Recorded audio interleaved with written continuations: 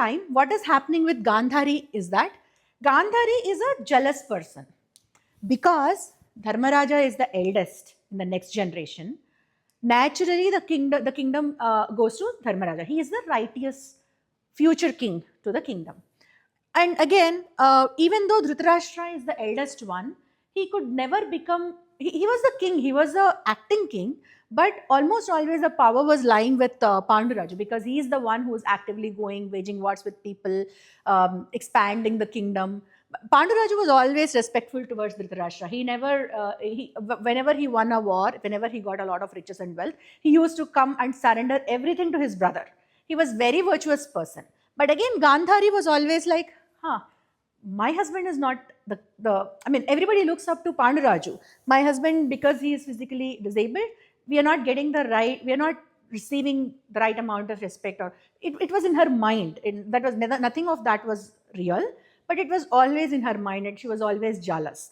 And then she thought, it's okay, fine, whatever it is, that is fine.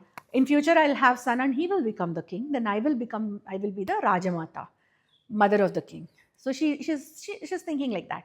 But destiny has other plans, right? So Dharmaraja is the eldest. Now she's not very happy about the fact that Dharmaraja is the elder one, and in future there could be a possible conflict, and his son may or may not be declared as the future king. So she's already not so happy about it.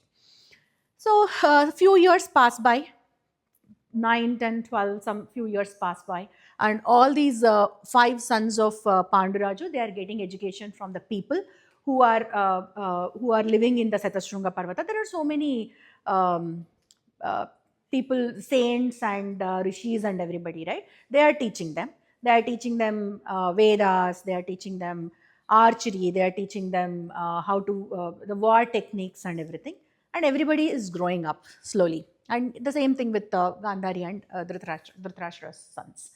So after a few days, what happens is Panduraju, it was a very, very nice, pleasant evening, and Panduraju, unknowingly, he starts having really good time with Madri, and they are having fun, and they are sitting and talking to each other. They are indulging in fun activities, and then he passes away. That's the curse, right? Panduraju passes away. And Panduraju passes away, and everybody is extremely sad. Sons are also sad. All the people, rishis, munis, everybody, they do all the rites that they are supposed to do after a person passes away. And then finally, after all that is done, they suggest that okay. So what happens in between is Madri is extremely sad because it is because of, she always thinks that it is because of me that my husband died. So she cannot live that kind of a life with guilt eating her from inside. So she also chooses to give away her life along with her husband. So Kunti says, no, it should be me who should be leaving the world along with husband because I'm the elder wife. But then Madri talks her into it, and she convinces her, saying that you are a very strong lady. You have great willpower, and you are the one with a lot of abilities and who can bring up the children, not I. I'm not so strong. And she also admits that I cannot look at your kids and my kids like equally. I always have a little bit of softer corner towards my kids, but you don't have that. So I cannot overcome this kind of mental bias in my head. So it is good for the kids and for the future generations that you stay with them and I live along with the king. So with that said, she voluntarily gives up her life, and she goes into the fire. She enters the fire which was lit for her husband.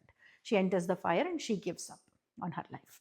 And then now Kunti and the kids, and the 5 kids, there is no reason why they have to be living in the forest and in the vanas, right? They were in the vanas and forest because of Panduraju. Now there is no reason. So all the munis and rishis, they tell them, we will take you to Hasthinapura, drop you there, and we will come back. So this is for the adults. Kids may not be able to relate to it. It's a very tricky situation for Kunti because the kids are born to different gods, and her and Madri. If she goes with kids, alone to Hasthinapura. And Hasthinapura is a kind of a place where there are so many kinds of people who are jealous, people who are who don't welcome them wholeheartedly, and all those problems, right? So Kunti, what she does is she's very smart, and she puts all of these rishis and munis in front of her, and then she goes to Hastinapura. So munis and rishis are the ones who are talking on her behalf. So there used to be that amount of respect for that for that for the kind of people, rishis and munis and saints and everybody back in the day. And if they said something, that was never countered, that was never disregarded or questioned. So she put them in front of her, and she made sure that these people are the ones who are taking her and kids to the Hastinapura, and having all the conversation and discussion with the Dhritarashtra and others. So they take kids and Kunti, and they leave them there. They entrust them to Bhishma and Dhritarashtra, and they return back to Satyasringa Parvata. And from here onwards, Kunti and the kids live in Hastinapura along with kids of Dhritarashtra and Gandhari. So